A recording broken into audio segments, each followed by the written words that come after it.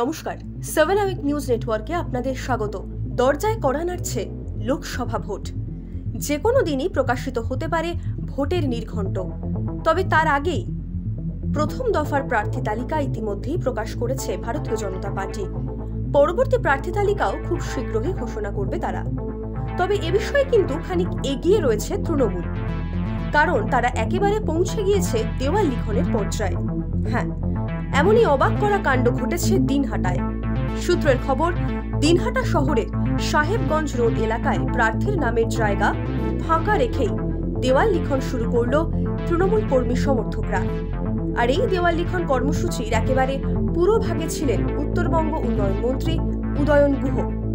প্রসঙ্গত, এই দিনহাটা বিধানসভাটি কোচবিহার লোকসভা কেন্দ্রের অন্তর্গত। আর সেই সঙ্গে আপনাদের একবার মনে করিয়ে দিই যে আগের বারের লোকসভা নির্বাচনে এই কোচবিহার কেন্দ্রটি যায় বিজেপির দখলে। সেবারের বিজেপি প্রার্থী নিষেধ প্রামাণিক 7,31,594টি ভোট পেয়ে তৃণমূল প্রার্থী পরেশ চন্দ্র অধিকারীকে প্রায় 54,231টি ভোটে পরাস্ত করেন। আর এবার প্রার্থী ঘোষণা না হতেই দেওয়াল লিখনের তোড়জোড় শুরু করে দিল শাসক শিবির। ঘটনা প্রসঙ্গে দিনহাটার বিধায়ক তথা রাজ্যের মন্ত্রী উদয়ন গুহ সাংবাদিকদের স্পষ্ট জানালেন যে সম্ভাব্য প্রার্থীর নাম সম্পর্কে তিনি কোনো মন্তব্য করবেন না। কি বললেন তিনি, আসুন শোনা যাক। আমরা দেয়াল লিখন শুরু হলো, এখন প্রার্থীর নাম বসিয়ে দেবো। শুধু সবই থাকলো, প্রার্থীর নাম ঘোষণা হবে, সাথে সাথে প্রার্থীর নামটা বসিয়ে দেওয়া হবে। সম্ভাব্য কে প্রার্থী হবে সেটা আমি এই নিয়ে কোনো মন্তব্য করবো না, কোনো কথা বলবো না।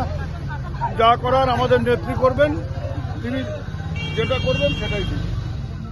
লোকসভা ভোটের আগে একের পর এক ধাক্কা ঘাসফুল শিবিরে।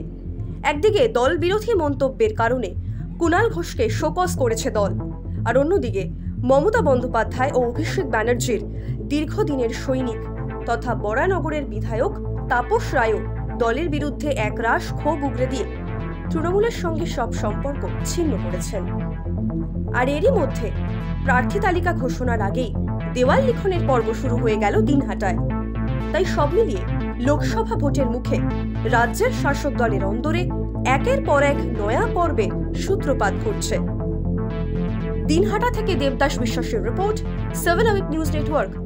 আরও বিভিন্ন খবরের আপডেট জানতে হলে 7 আওয়ার নিউজ চ্যানেলটিকে সাবস্ক্রাইব করতে ভুলবেন না, কারণ আপনাদের একটা সাবস্ক্রিপশন আমাদের কাছে অত্যন্ত মূল্যবান।